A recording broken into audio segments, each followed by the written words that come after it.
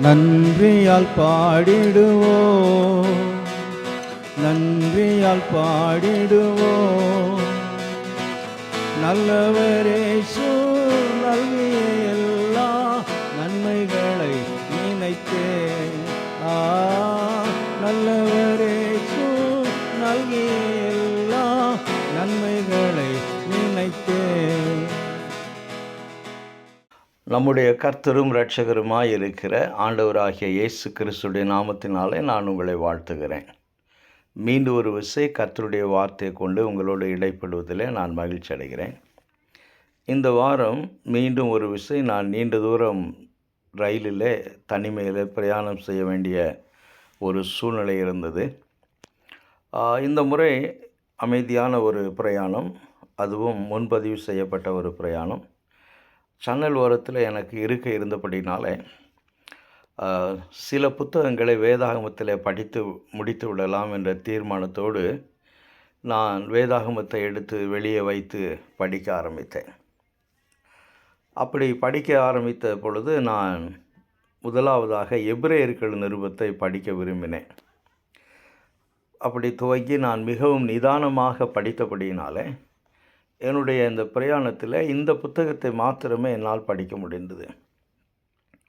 கடந்த வாரம் எனது செய்திக்காக நான் யாக்கோபு எழுதின நிருபத்தை படித்த பொழுது விசுவாசமும் கிரியையும் இணைந்து போக வேண்டும் என்று சொல்லி யாக்கோபு அதிலே வலியுறுத்தி கூறியதை நான் படித்தேன்.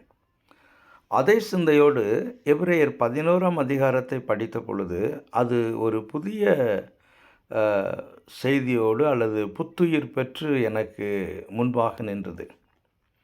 அது என்னவென்றால், இந்த எபிரேயர் 11ஆம் அதிகாரத்தில் உள்ள ஒவ்வொருவரும் விசுவாச வீரர்களும் தேவனோடு தங்களுக்கு இருந்த ஐக்கியத்தை, தேவனை பற்றிய அறிவு அவர்களுக்கு இருந்ததை, அதன் முதிர்ச்சியை தங்களுடைய நடைமுறை வாழ்க்கையில் அவர்கள் காண்பித்தார்கள்.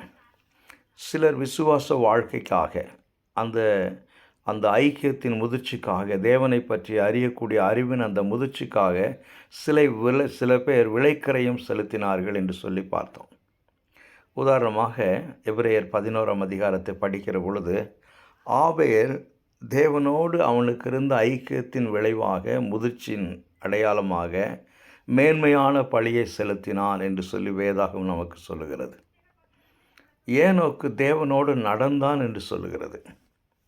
யோபு பேழையை கட்டினான் என்று நமக்கு சொல்லுகிறது. பின்பு புதிய ஏற்பாடு மட்டுமாக அந்த அதிகாரத்தை பார்க்கிற பொழுது, தொடர்ந்து படிக்கிற பொழுது, ஒவ்வொருவரும் தங்களுக்குள்ளாக இருந்த அந்த விசுவாசத்தை, தேவனோடு இருந்த அந்த ஐக்கியத்தின் முதிர்ச்சியை அவர்கள் நடைமுறை வாழ்க்கையில் வெளிப்படுத்துவதை நான் பார்த்தேன். இந்த வரிசையில் மோசேயை பற்றி சொல்லப்பட்டுள்ள காரியங்கள் எனக்கு இன்றைய விசுவாசிகளின் வாழ்க்கையில், இன்றைக்கு இருக்கக்கூடிய நம்முடைய கிறிஸ்தவ வாழ்க்கைக்கு மோசேயினுடைய வாழ்க்கை எவ்வளவு சவாலாக நமக்கு சில காரியங்களை கொண்டு வருகிறது என்று சொல்லி நான் பார்த்தேன். எனக்கு அருமையான தேவனுடைய பிள்ளைங்களே, தேவ ஐக்கியத்தினால் உண்டாகும் தாக்கம் அல்லது ஒரு மாற்றம் நம்முடைய வாழ்க்கையில் என்னவாக இருக்க வேண்டும் என்று சொல்லி தொடர்ந்து நான் பேசிக்கொண்டிருக்கிறேன். இது 6வது செய்தி. இந்த நாளின் செய்திக்காக நான் தெரிந்து கொண்டிருக்கக்கூடிய வேத பகுதி எபிரேயர் 11ஆம் அதிகாரம் 24லிருந்து 29 வசனம் மட்டுமாக. இந்த 24வது வசனத்திலிருந்து 29வது வசனம் வரைக்குமாக நாம் பார்க்கிற பொழுது மோசேயினுடைய 120 ஆண்டுகள் வாழ்க்கையில் இது 80 ஆண்டுகள் மோசே வாழ்ந்த வாழ்க்கையை பற்றி பேசுகிறது. 24வது வசனம், விசுவாசத்தினாலே மோசே தான் பெரியவன் ஆனபோது பார்வோனுடைய குமாரத்தின் மகன் எனப்படுவதை வெறுத்து. இது மோசேயினுடைய 40வது வயதிலே நடந்த ஒரு சம்பவம். மோசேயினுடைய வாழ்க்கையை 3 பிரிவுகளாக பிரித்து விடலாம். அந்த தேவ மனிதன் 120 ஆண்டுகள் வாழ்ந்தான். 40 வருஷம் அவன் எகிப்தின் அரண்மனையில் பார்வோனின் குமாரத்தினுடைய மகன் என்ற அடையாளத்தோடு ஒரு வசதியான வாழ்க்கை அரண்மனையிலே வாழ்ந்து கொண்டிருந்தான். பின்பு 40 ஆண்டுகள் மீதியான் தேசத்திலே வனாந்தரத்திலே ஆடுகளை மேய்த்து கொண்டிருந்தான். பின்பு 40 ஆண்டுகள் இஸ்ரவேல் தேசத்து ஜனங்களை எகிப்திலிருந்து கர்த்தர் ஆபிரகாமிற்கு வாக்குத்தத்தம் பண்ணி கொடுத்த தேசத்தை நோக்கி நடத்தினான். ஆக 40 40 40 என்று சொல்லி 3 40களாக நாம் மோசேயினுடைய வாழ்க்கையை பிரித்து விடலாம். இந்த 24வது வசனத்திலே நாம் வாசிக்கக்கூடிய இந்த வசனமானது மோசேயினுடைய வாழ்க்கையில் 40 முதலாவது 40 முடிந்து 2வது 40 தொடங்குகிற பொழுது நடந்த ஒரு சம்பவமாக நாம் எடுத்துக்கொள்ளலாம். ஆக இந்த வசனத்தை நாம் பார்க்கிற பொழுது இதில் மோசேயினுடைய விசுவாசத்தின் முதிர்ச்சி அல்லது மோசே தேவனை பற்றி அறிந்த அறிவின் முதிர்ச்சி, தேவனோடு மோசேக்கு இருந்த அந்த ஐக்கியத்தின் முதிர்ச்சியை நாம் இந்த வசனங்களில் பிரதிபலிப்பதை நாம் பார்க்கிறோம். எப்படி என்று சொன்னால், இந்த 24 25வது வசனத்தில் மோசே தேவனை பற்றி அவருக்கு இருந்த அறிவை வெளிப்படுத்தக்கூடிய வகையில் ஒரு சரியான ஒரு தீர்மானம் அல்லது தன்னை பற்றி ஒரு சரியான முடிவு எடுக்கக்கூடியதை நாம் பார்க்கிறோம். அதாவது 24வது வசனத்தில் 40 வயது முடிந்து 2வது 40 மோசேயினுடைய வாழ்க்கையில் ஆரம்பிக்கிற பொழுது மோசேக்கு முன்பாக ஒரு சவாலான ஒரு காரியம் இருந்தது. 40 ஆண்டுகள், முதல் 40 ஆண்டை பார்வோனின் குமாரத்தினுடைய மகன் என்ற அடையாளத்திலே அரண்மனையிலே வாழ்ந்து விட்டார். அரண்மனை வாழ்க்கை, வசதியான வாழ்க்கை, அதிகாரம் நிறைந்த வாழ்க்கை, செழிப்பான வாழ்க்கை, குறைவில்லாத வாழ்க்கை, நல்ல ஒரு சொகுசான வாழ்க்கை என்று சொல்லிக்கொண்டே போகலாம். இந்த வாழ்க்கை கண்களால் காணப்படக்கூடிய ஒரு வாழ்க்கை. இதில் தொடர்ந்து வாழ வேண்டுமா அல்லது தனக்கு இருக்கக்கூடிய தேவனை பற்றிய அந்த ஞானத்தினுடைய வெளிப்பாட்டினுடைய ஐக்கியத்தினுடைய அடையாளமாக அடுத்து எடுக்க வேண்டிய ஒரு தீர்மானம், அடுத்து எடுக்க வேண்டிய ஒரு முடிவு என்ன என்று சொல்லி வருகிற பொழுது அது மோசேக்கு ஒரு சவாலாக இருந்திருக்க வேண்டும். ஏனென்று சொன்னால், தன்னை பார்வோனின் குமாரத்தினுடைய மகன் என்று சொல்லி அடையாளம் காண்பித்தால் தொடர்ந்து அரண்மனையில் இருந்து ஒரு சுகமான வாழ்க்கை, நல்ல எதிர்காலம் மோசேக்கு இருக்கிறது. அதே நேரத்தில் தன்னை ஒரு எபிரேயன் என்று சொல்லி அடையாளம் காண்பித்தாள். இந்த அதிகாரத்தை எனக்கு அருமையான பிள்ளைங்களை, இந்த மோசேயை பற்றி சொல்லப்பட்டிருக்கக்கூடிய இந்த 6 வசனங்களை 7 வசனங்களை நீங்கள் வாசிக்கிற பொழுது ஒவ்வொரு காலகட்டத்திலும் மோசே எடுக்க வேண்டிய ஒரு தீர்மானம் அவருக்கு முன்பாக இருந்தது. அவருக்கு முன்பாக ஒரு சவாலான ஒரு சூழ்நிலை இருந்தது. இந்த சவாலான சூழ்நிலையில் மோசே எடுத்த முடிவுகள், தீர்மானங்கள் தான் மோசே யார் என்பதையும், மோசே தேவனை பற்றிய அறிவை, ஞானத்தை எவ்வளவு உடையவராக இருந்தார் என்பதையும், தேவனோடு எவ்வளவு ஐக்கியம் அவருக்கு இருந்தது என்பதையும் இந்த சவாலான சூழ்நிலையில் மோசே எடுத்த தீர்மானங்கள், முடிவுகள் தான் வெளிப்படுத்துகிறது. ஆக முதலாவதாக மோசேக்கு இருந்த ஒரு சவால் என்னவென்று சொல்லி பார்ப்போம் என்றால், தன்னை பார்வோனின் குமாரத்தினுடைய மகன், அதாவது நான் எகிப்தியன் என்று அடையாளம் காண்பித்தால் ஒரு சொகுசான ஒரு வசதியான ஒரு வாழ்க்கை இருக்கிறது. ஆனால் விசுவாசத்திலே மோசே பெரியவன் ஆன போது என்று சொல்லுகிற பொழுது தேவனை பற்றிய அறிவின் நிமித்தமாக விசுவாசம் மோசேனுடைய வாழ்க்கையில் செயல்பட தொடங்கின பொழுது ஒரு சவாலான ஒரு காரியம் மோசேக்கு முன்பாக நின்றது. அப்பொழுது அவர் எடுத்த தீர்மானம், தன்னை யாராக மோசே அடையாளம் காண்பிக்க முடிவு செய்தான் என்று சொல்லி பார்க்கிற பொழுது தன்னை ஒரு எபிரேயன் என்று சொல்லி மோசே அடையாளம் காண்பிக்க தீர்மானித்தான். தன்னை எபிரேயன் என்று சொல்லுகிற பொழுது 25வது வசனத்தில் வாசிக்கிறோம், அநித்தியமான பாவ சந்தோஷங்களை அனுபவிப்பதை பார்க்கிலும் தேவனுடைய ஜனங்களோடு துன்பத்தை அனுபவிப்பதையே தெரிந்து கொண்டு என்று சொல்லி நாம் பார்க்கிறோம். ஆக இந்த இடத்துல மோசே தனக்கு இருந்த தேவனை பற்றிய அறிவு நிமித்தமாக, தேவனை பற்றி தனக்கு இருந்த விசுவாசத்தை நிமித்தமாக, தேவனோடு தனக்கு இருந்த ஐக்கியத்தின் நிமித்தமாக தன்னை ஒரு எபிரேயன் என்று சொல்லி துணிந்து அடையாளம் காண்பிப்பதற்கு முடிவெடுத்தான் என்று சொல்லி நாம் பார்க்கிறோம். இந்த முடிவின் நிமித்தமாக மோசேயினுடைய அடுத்து வரக்கூடிய நாட்கள், அதாவது அடுத்து இருக்கக்கூடிய 40 80 வருட நாட்கள் எப்படி இருக்கும் என்று சொல்லி பார்க்கிற பொழுது அது ஒரு நிச்சயமற்ற ஒரு வாழ்க்கையாக இருக்கும். அது ஒரு இருண்ட வாழ்க்கையாக இருக்கும். அது ஒரு வறுமையான வாழ்க்கையாக இருக்கும். அது அடிமைகளோடு வாழக்கூடிய ஒரு வாழ்க்கையாக, அவமானம் நிறைந்த ஒரு வாழ்க்கையாக அது இருப்பதற்கான எல்லா வழிகளும் உண்டு. தன்னை எபிரேயன் என்று சொல்லுகிற பொழுது அடிமைகளோடு இருக்க வேண்டும், வறுமையில் இருக்க வேண்டும், குறைவில் இருக்க வேண்டும், அவமானத்தோடு இருக்க வேண்டும், ஒடுக்கத்தில் இருக்க வேண்டும், அதிகாரமற்ற ஒரு வாழ்க்கை வாழ வேண்டும், அரண்மனை வாழ்க்கை, அங்கே இருக்கக்கூடிய சொகுசான வாழ்க்கை எல்லாவற்றையும் இழந்து விட வேண்டும். இந்த ஒரு சூழ்நிலையில் மோசே தன்னை யாராக அடையாளம் காண்பிக்க தீர்மானித்தார் என்று சொல்லி பார்க்கிற பொழுது துணிந்து தன்னை எபிரேயன் என்று சொல்லி அடையாளம் காண்பித்தார் என்று சொல்லி நாம் வாசிக்கிறோம். இது முதலாவதாக மோசேயினுடைய விசுவாசத்தின் முதிர்ச்சியின் அடையாளமாக பார்க்கிறோம். தேவனோடு தனக்கு இருந்த ஐக்கியத்தின் முதிர்ச்சியின் அடையாளமாக நாம் பார்க்கிறோம். சரி, இரண்டாவதாய் பார்க்கிற பொழுது அடுத்து மோசேக்கு இருந்த ஒரு சவால் என்ன என்று சொல்லி பார்க்கிற பொழுது 25வது வசனம், அநித்தியமான பாவ சந்தோஷங்களை அனுபவிப்பதா? அநித்தியமான பாவ சந்தோஷம் என்று சொல்லுகிற பொழுது எகிப்து என்ற பெரிய சாம்ராஜ்யத்தின் அரண்மனை வாழ்க்கை. ஒருவேளை அதாவது பார்வோனுடைய குமாரத்திக்கு பிள்ளைகள் இல்லாமல் இருந்திருக்க வேண்டும்.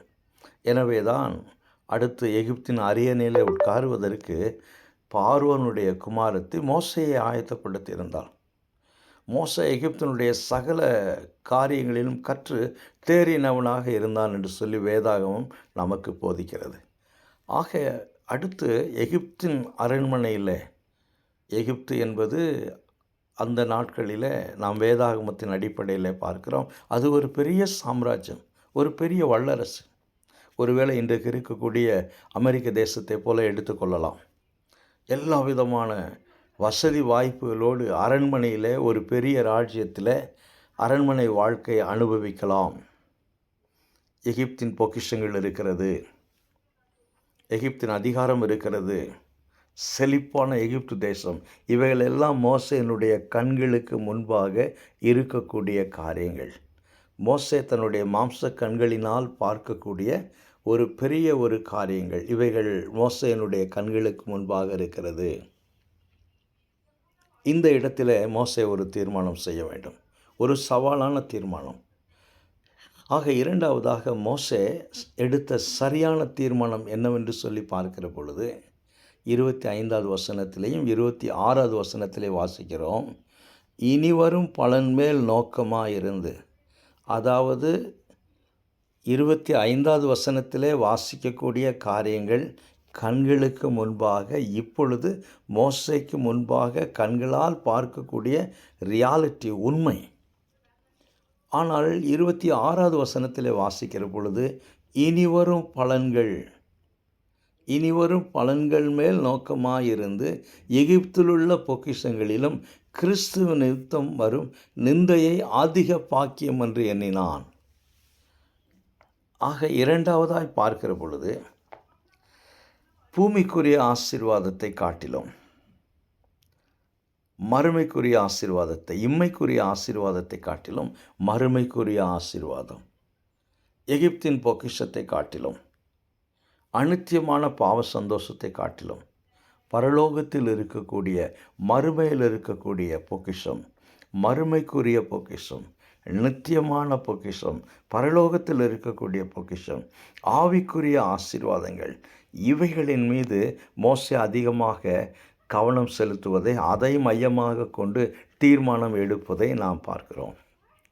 எனக்கு அருமையான தேவனுடைய பிள்ளைங்களே, மோசே தான் முதல் 5 புத்தகங்களை நமக்கு எழுதினவர் என்று சொல்லி நமக்கு தெரியும். எந்த அளவுக்கு மறுமையை குறித்து, நித்தியத்தை குறித்து, மறுமையில் இருக்கக்கூடிய ஆசீர்வாதங்களை குறித்து, இம்மையில் இருக்கக்கூடிய ஸ்லாக்கியங்களை குறித்து மோசேக்கு வெளிப்பாடு இருந்தது என்று சொல்லி நமக்கு தெரியாது. ஒரு காரியம், அவருடைய மாம்ச கண்களால் மோசேயினுடைய கண்களுக்கு முன்பாக பார்க்கக்கூடிய அநித்தியமான சந்தோஷங்கள் அதிகமாக இருக்கிறது. எகிப்தின் சாம்ராஜ்யம், சொகுசான வாழ்க்கை, அரண்மனை வாழ்க்கை எல்லாமே கண்களுக்கு முன்பாக இருக்கிறது. ஆனால் மறுமை என்று சொல்லுகிற பொழுது அது எந்த அளவுக்கு மோசேக்கு ஒரு வெளிப்பாடு இருந்தது அல்லது ஞானம் இருந்தது என்று சொல்லி நமக்கு தெரியாது. இதை நான் யோசித்து பார்க்கிற பொழுது இன்றைக்கு மோசையை காட்டிலும் அதிக ஸ்லாக்கியம் பெற்றவர்களாக புதிய ஏற்பாட்டு விசுவாசிகளாக நாம் இருக்கிறோம். ஏனென்று சொன்னால் மறுமையை பற்றி, அதன் நிச்சயத்தை பற்றி, மறுமையில் இருக்கக்கூடிய ஆசீர்வாதத்தை பற்றி, ஸ்லாக்கியங்களை பற்றி அதிகமான வெளிப்பாடு நமக்கு இன்றைக்கு இருக்கிறது. உதாரணத்திற்கு பவுலடிகளார் எபேசியர்கள் நிருபம் 1 அதிகாரம் 3வது வசனத்தை நீங்கள் எடுத்து படிக்கிற பொழுது, கிறிஸ்து இயேசுவுக்குள்ளாக உன்னதங்களிலே சகல விதமான ஆசீர்வாதங்களினாலே, அதாவது சகல விதமான ஆவிக்குரிய ஆசீர்வாதங்களினாலே நீங்கள் ஆசீர்வதிக்கப்பட்டு இருக்கிறீர்கள் என்று விசுவாசிகளை பார்த்து பவுலடிகளார் சொல்லுகிறார். ஆக இயேசு கிறிஸ்துவை தங்களுடைய வாழ்க்கையில் சொந்த இரட்சகராக ஏற்றுக்கொண்ட புதிய ஏற்பாட்டு விசுவாசிகள் அநேக ஆவிக்குரிய ஆசீர்வாதங்களை அவர்கள் மறுமையில் நித்தியத்தில் பெற்றுக்கொள்வார்கள் என்ற நிச்சயம் நமக்கு புதிய ஏற்பாட்டில் எழுதப்பட்டு இருக்கிறது, கொடுக்கப்பட்டு இருக்கிறது. ஆக அந்த நிச்சயத்தை உடையவர்களாக நாம் இருக்கிறோம். ஆனாலும் இன்றைக்கு எவ்வளவாய் தடுமாறுகிறோம்.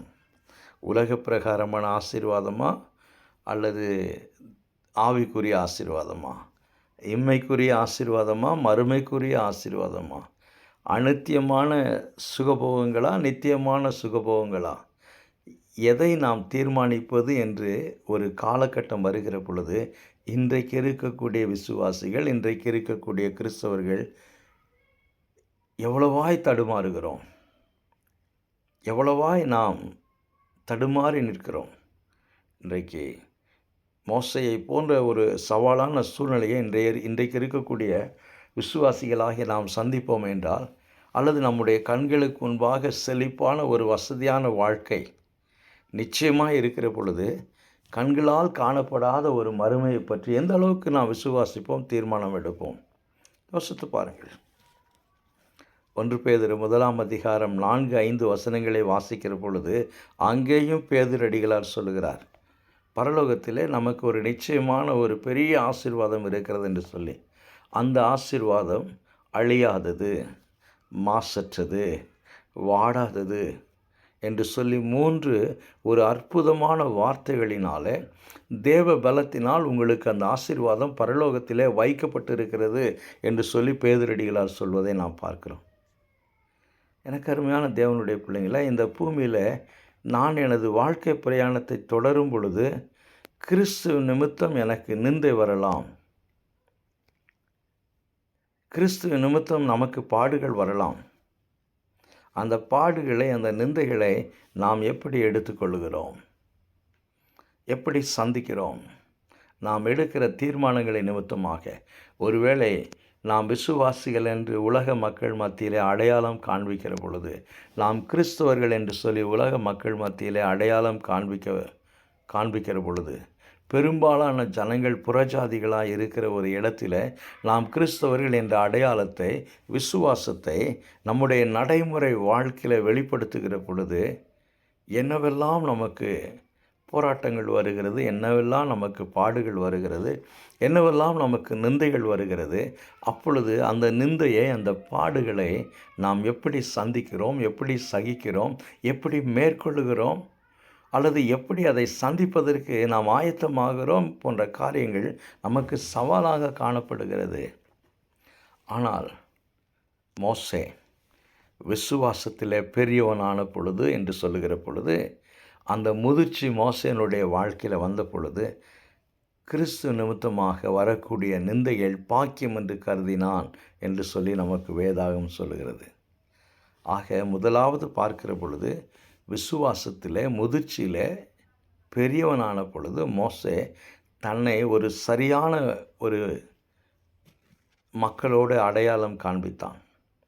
என்ன இழப்புகள் வந்தாலும் நான் எபிரெயன், என்ன இழப்புகள் வந்தாலும் நான் தேவனால் தெரிந்து கொள்ளப்பட்ட ஜனங்களுடைய பிரதிநிதி, என்ன எனக்கு நிந்தைகள் வந்தாலும் நான் எபிரேயர்களில் ஒருவனாக இருக்க விரும்புகிறேன் என்ற ஒரு சரியான அடையாளம். இரண்டாவதாய் பார்க்கிற பொழுது எகிப்தின் பொக்கிஷமா மறுமையில் இருக்கக்கூடிய பொக்கிஷமா,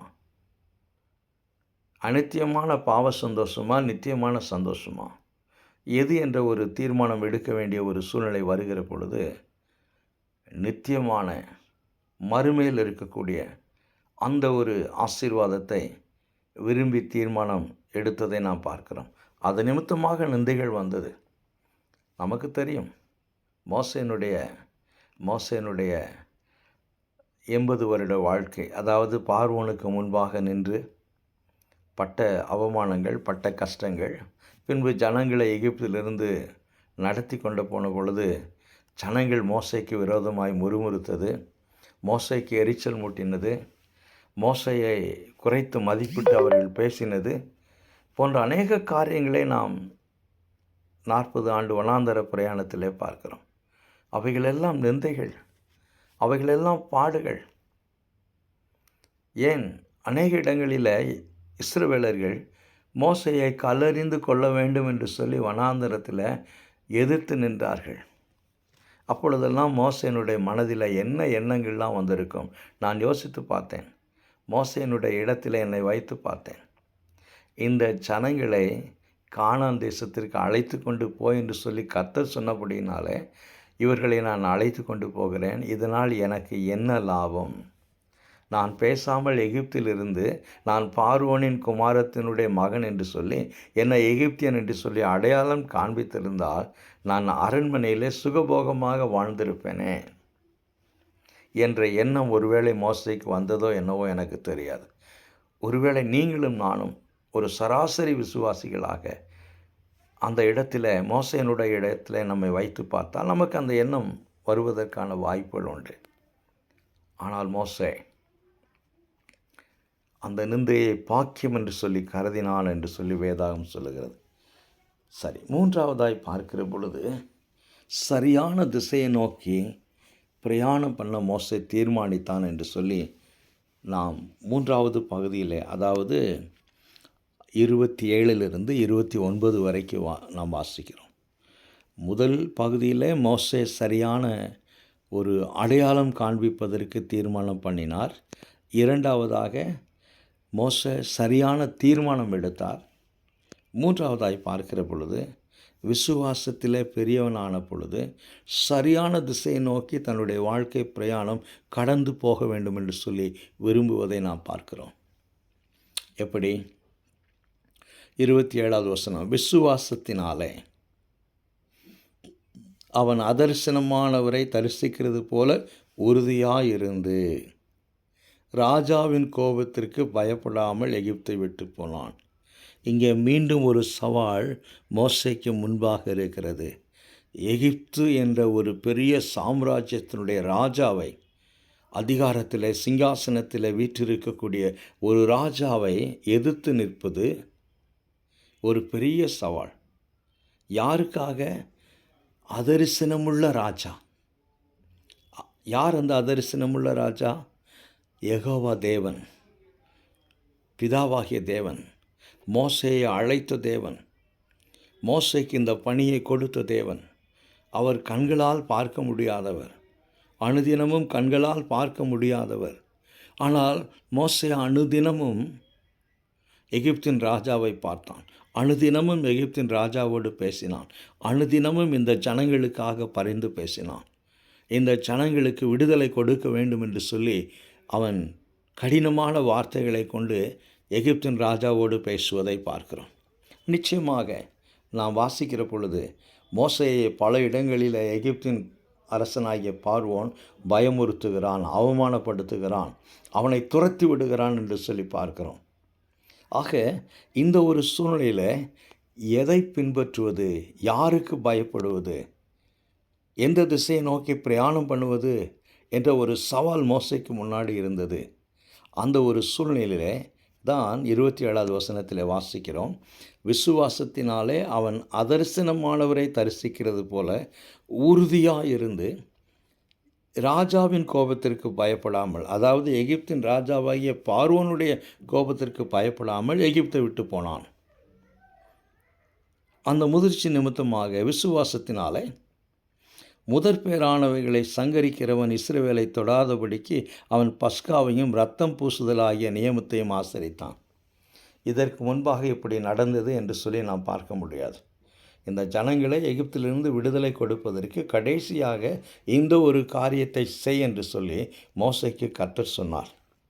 இதை விசுவாசிக்கவா வேண்டாமா? இதற்கு முன் இப்படி ஒரு சம்பவம் நடந்ததில்லையே. இதை ஏற்றுக்கொள்வதா வேண்டாமா? இதை செய்யலாமா வேண்டாமா?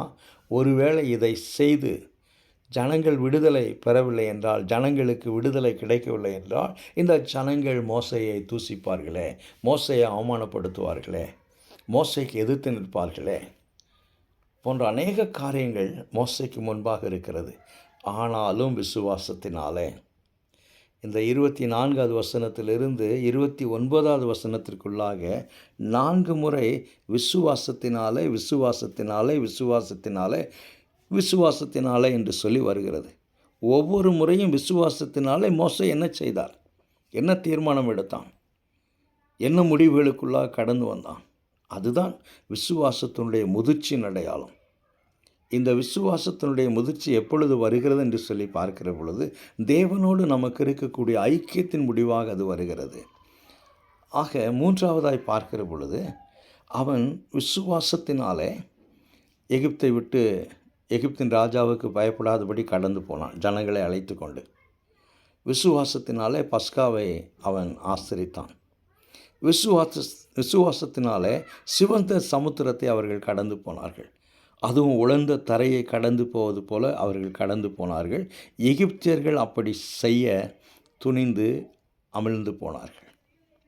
ஆக இந்த 24லிருந்து 29 வசனம் வரைக்கும் மோசேனுடைய வாழ்க்கை, அதாவது 80 வருஷம் மோசேனுடைய வாழ்க்கையை இந்த 7 வசனம் அல்ல 6 வசனங்களுக்குள்ளாக இந்த எபிரேயர்களின் ஆக்கியோன் நம்முடைய கண்களுக்கு முன்பாக கொண்டு வந்து நிறுத்துகிறான்.